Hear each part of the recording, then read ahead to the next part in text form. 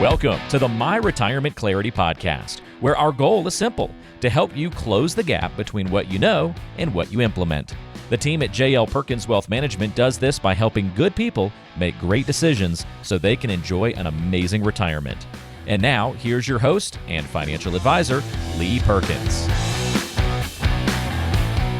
Welcome into the My Retirement Clarity Podcast. This is Lee Perkins, and I'm glad you've chosen to join us today. Today's show is going to be a little bit different, and it's really going to be a reminder of something that I say to people all the time that I meet, not just in our office, but out in public, when I'm with friends or family, playing golf, eating dinner or church or whenever.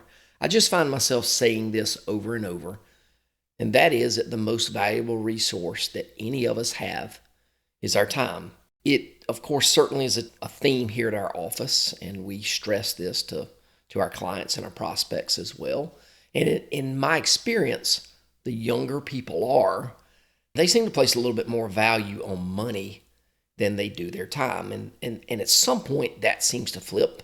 And I think, and not really for everybody, but for most people, as we age, and maybe it's because we start facing our mortality. I don't really know, but we see people around us pass away, and we don't think they lived as long as we thought they would. And so I think some of those things shape our view on this. So think about this, and I shared this story at a recent workshop. I got two stories I'm going to share with you. Picture in your mind an hourglass, an old-timey hourglass that's got sand in this, and you've got the sand trickling from the top to the bottom. Think about where you are on that journey. Do you have more sand in the top of your hourglass or the bottom of the hourglass? Now, if you're listening to this podcast, chances are you've got more sand in the bottom of the hourglass. You're in the third or fourth quarter of life. Okay, that's certainly the case. Probably don't have a lot of 20, 25-year-olds listening to this podcast. The clients that we do our best work with are folks who are retired or almost retired. That comes into play. So if I do the research, and I've done it for multiple sites, and try to figure out, well, what is the life expectancy for a man and for a woman? And depending on the source that you look at, the life expectancy for a man is about 76 years old, and women get about 5 more years, so they go out to about 81. Now, these are averages. Of course, we've all seen people that live well into their 90s, and even they're more octogenarians now than there ever been. But most people are living till 76 for a man and 81 for a woman. That kind of puts perspective on your outlook for the rest of your life, and why I think this idea of your time being more valuable than your money is really relevant, and I think it makes sense for me to go over this. So I want to share two stories with you today. This first one is going to be I'll just call them Bob and Mary. Bob and Mary are a couple that valued money over time. Actually, Bob is the one that valued the money over time, and not his wife. So anyway, they came to a workshop that I did. I think it was back in 2016. Super nice folks. He was an engineer. She retired in the educational space. And they came to the workshop, set a meeting. We came in. We did our initial appointment where we're just learning about them and trying to figure out what their hopes and dreams and goals and all that are. And so her goal was simple. And they live right here in Middle Georgia. She wanted to buy a mountain house and live part-time in North Georgia. They visited there, and she really enjoyed it. And so that was kind of her dream. And I said, all right, tell me more about that. Now, at the time, this is important. They had about $3.5 million. Very little debt. $3.5 million. They had plenty of money. They could have written a check for this mountain house. And I asked them in our conversation, well, what would a mountain house cost you? And they said it would be about $250,000, $225,000 to $250,000 back then. And this was, again, about 2016. So she really wanted it. And he wanted it too, but man, he got caught up in the numbers. He got caught up into the weeds, and just really his head trash prevented him from seeing what was obvious, that they could afford this easily. Even if they didn't want to pay cash for it, they could have easily financed this back then at a very, very low interest rate. So we took him through the whole process. I proved the math over and over, but he couldn't make a decision. And ultimately, they left, didn't become a client. He still continued to work. He was making good money, and he was like, we don't have enough money. We just need to make more. So I didn't hear from him again. Well, in 2023, she actually came to a workshop that I did, an educational workshop. And she didn't bring him. She brought a friend of hers. Now, she did sign up for a meeting, and she brought her husband. Mary brought Bob. She didn't bring her friend that she brought. But so we kind of came in, and, I got updated on their situation. He's now 69. She's about 2 years younger. They were in the exact same place that they were like 8 or 9 years earlier. They had way more money. They were at about $5.2 million, I think. He was still working and still saving his money. They still had no debt. Now both collecting Social Security, more money than they could possibly imagine. And I asked them, I said, did you buy the mountain house? And they said, no, we're still kicking it around. That mountain house is now going to cost us about $600,000. And I was like, well, why don't you just write a check for the thing? You got almost $5.5 million, write a check for it. Man, he couldn't pull the trigger. He just couldn't do it. So they walked again, and I didn't see them again. So guess what happened in 2024? You might think, all right, well, 2024, he's still working and he passed away. That is not the case. 2024, she died. She passed away, never fulfilled her dream of having a mountain house in Georgia. Guess what he's still doing? He is still working. He's still working, saving money, and growing his account. Now, I don't know what he's saving for because he can't spend it. He can't spend it. And so now what's going to happen? He probably will work until he passes away, which that's fine if that's what he wants to do. But his, I don't know, just his outlook on money being way more valuable than time led to his wife passing away without her being fulfilled with what her real retirement dream was, which was living in North Georgia half of the year. And so now I think what's going to happen is he's going to wind up dying with no experiences. He's not really a very happy person. He's not a mean guy.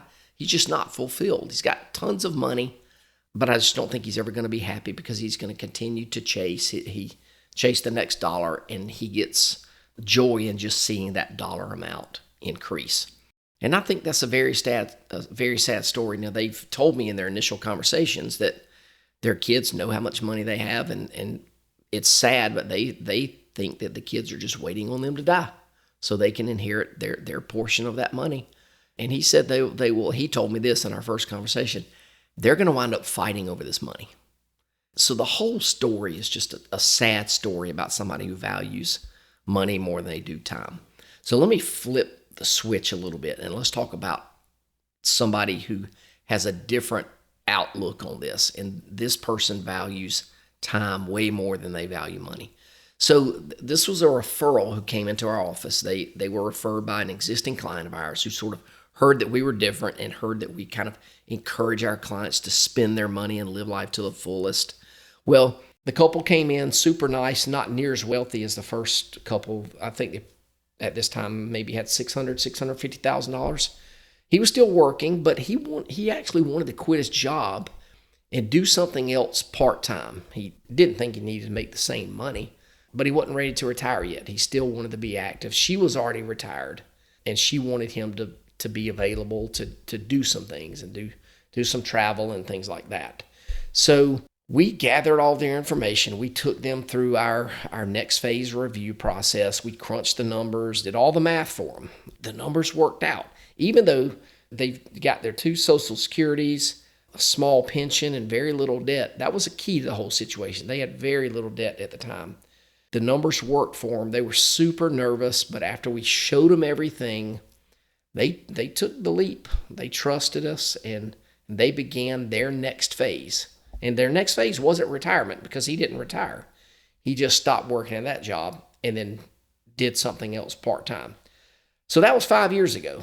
And I'll tell you this, they have done almost every single trip that they dreamed of doing. So they're checking off things on their bucket list.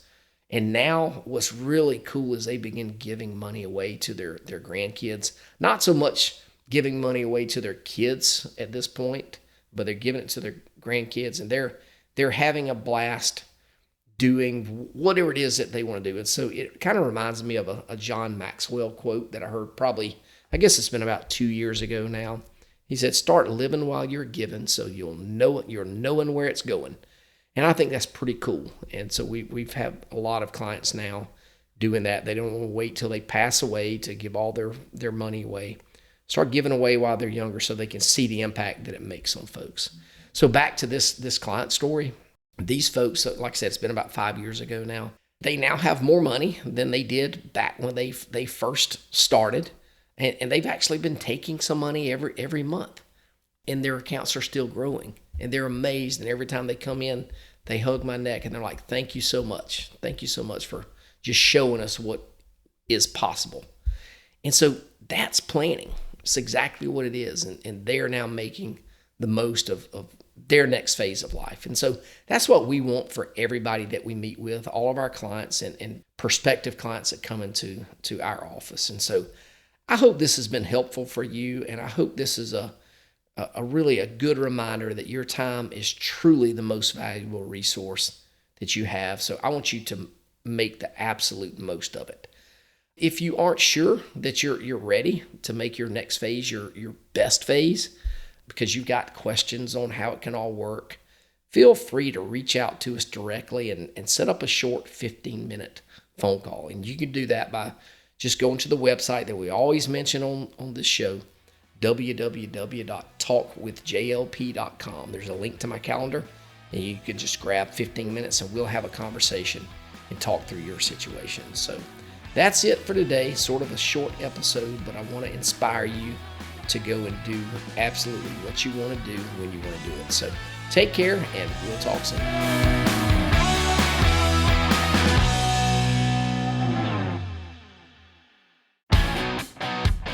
Hey there, Lee Perkins here. If you're like a lot of folks, you've been listening to this podcast for a long time now, but I've got an important question for you. Have you implemented any of the ideas that we've discussed on the show? If you haven't, what are you waiting on? You know you're not getting any younger. So here's my challenge. Don't just consume the content. Our number one goal for this podcast is to help you close the gap between what you know and what you implement. So if you're ready to implement, take that first step today and visit www.talkwithjlp.com and schedule a 15-minute phone call with one of our advisors, and we'll help you close the gap between what you know and what you implement so you can enjoy the next phase of your life. Now is your time. Don't procrastinate any longer. Investment advisory services are offered by J.L. Perkins Wealth Management, a registered investment advisor and insurance agency. Information is for illustrative purposes only and does not constitute tax, legal, or investment advice. Always consult with a qualified tax, legal, or investment professional before taking any action.